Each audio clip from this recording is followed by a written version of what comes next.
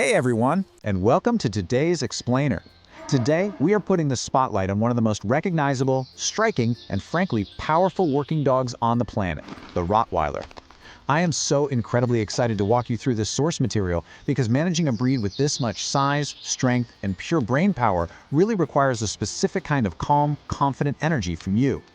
Whether you're a prospective owner, you've just brought a puppy home, or you're just a dog lover looking for the real, objective truth about this breed, you are in the exact right place.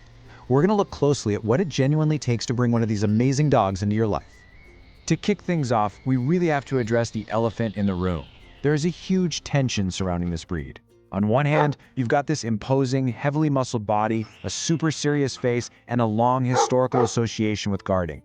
But on the other hand, talk to any seasoned owner and they'll tell you about a goofy, deeply devoted, absolute Velcro dog of a family companion. So what's the deal? Are they inherently aggressive, or are they just profoundly misunderstood? Okay, let's dive into this and systematically break down the responsible owner's journey. Today we're going to cover myth versus breed reality, true temperament, the daily care blueprint, training and early socialization, family life and management, and finally, is this breed for you? All right, jumping right into section 1, myth versus breed reality. The source material completely tears down the idea that any breed should be slapped with the label of automatically aggressive. The pervasive myth here is that a serious muscular appearance automatically equals hostility. But the reality is way more nuanced than that. Simply put, appearance is not behavior. A Rottweiler's actual behavior stems from a complex mix of genetics, their overall health, early life experiences, and how they are managed every single day. And here's another huge point. Just because a Rottie is fiercely loyal to you, that loyalty doesn't magically replace the need for strict rules and consistent training. You're going to hear the word reserved used a lot when talking about Rottweilers. And honestly, people frequently mistake this trait as a red flag for aggression around strangers. But the source makes such a critical distinction here. Being reserved just means the dog is quietly observing people, sounds, and movements around them without overreacting to it all. It's actually a sign of a truly well-balanced, watchful, working dog. It is absolutely not the same thing as being nervous, reactive, or hostile. Let's move on to section 2, true temperament. So what does a Rottweiler's actual personality look like when they're given proper, humane management? Well, they are incredibly loyal, super confident, and highly intelligent. Because they were originally bred for really close cooperation with humans, think livestock work or service roles, they become deeply attached to their family unit. They aren't aloof yard dogs. In fact, they'll probably follow you from room to room just to sleep near your feet, and they genuinely love physical contact. But because of all that intelligence and sensitivity, they absolutely require calm, kind, and confident guidance from you. Trying to use fear-based handling or intimidation, that's just going to shatter their trust. All right, transitioning into section 3, the daily care blueprint. As we just learned, a highly intelligent, deeply attached dog cannot just be tossed into the backyard and ignored. They crave and need a highly structured environment. A successful day for a Rottweiler looks a bit like this. It kicks off with a structured morning walk, followed by breakfast and a dedicated rest period. Later on, a short obedience session gets their brain working, which blends right into calm family time where they just get to exist as part of the household. An evening walk finishes off their physical requirements, wrapping up with a predictable bedtime. This kind of structure, it's totally non-negotiable. Leaving a Rottweiler isolated leads straight to boredom, frustration, and terrible social habits, which makes their sheer size incredibly tough to handle. Now, what's really interesting is this specific insight straight from the source. We've all heard the old saying, right? A tired dog is a good dog. Well, a tired Rottweiler is not automatically a calm Rottweiler. Why? Because if you just physically exhaust them, they might end up overtired and cranky, literally just like a toddler throwing a tantrum. True, settled, calm behavior actually has to be deliberately taught, modeled through your daily routine, and heavily rewarded whenever the dog makes relaxed choices. To hit that sweet spot of a calm state, we have to balance exactly how they burn their energy. Useful activities are things like walking, sniffing, mental tasks, and controlled play. Letting them sniff and solve mental puzzles exhausts their brains, which is so satisfying for a working breed. Now, contrast that with what you absolutely must avoid: endless rough play, repetitive jumping, or forced running. You can't treat a Rottweiler like a robot that just needs its battery drained.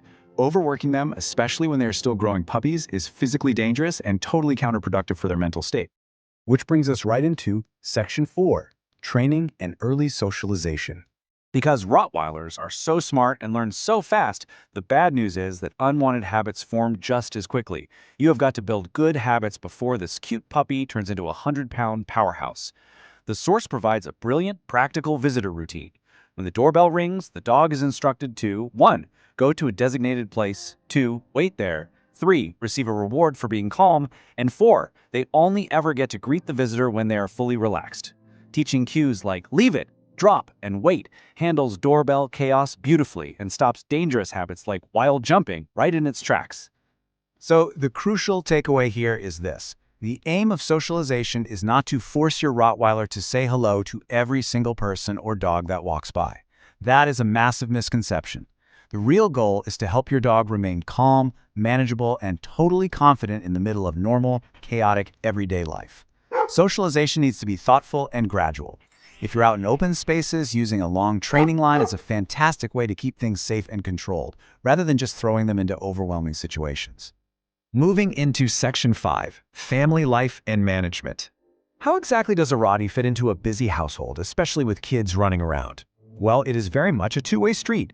The dog's job is to learn calm behavior, settle quietly on a mat, and tolerate being handled. But the children's role, that is equally strict.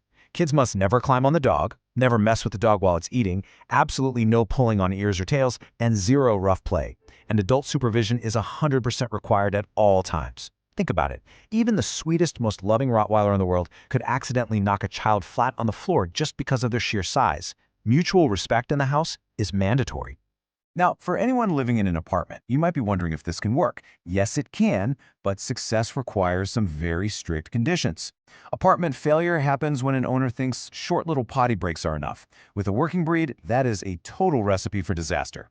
Apartment success means that you are getting out there and fully meeting their physical, mental, social, and training needs outside of the home every single day.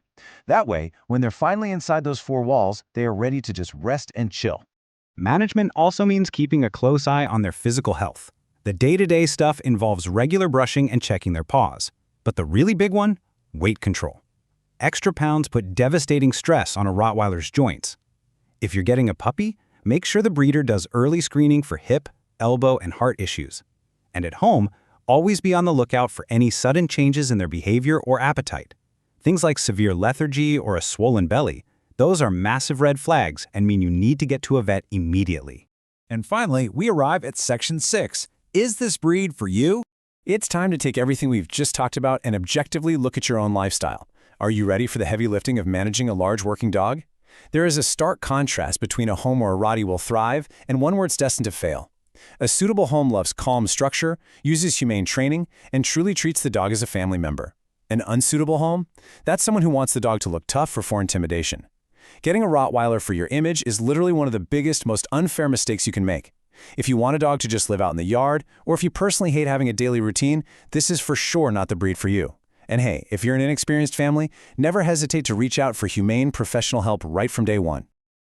Quick pause before we finish up. Please remember that this educational explainer is just that, educational. It absolutely does not replace professional veterinary advice, formal behavior assessments, or hands-on help from a qualified humane trainer. The source material strongly recommends consulting the pros for practical life skills and those all-important health screenings. Wow, we have covered so much ground today.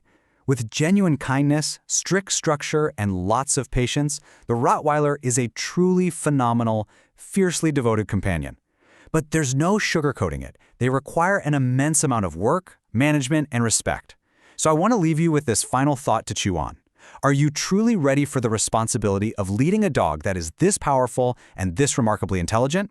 If you're ready to dive even deeper, I highly recommend checking out the complete daily dog care guide we used for today's explainer.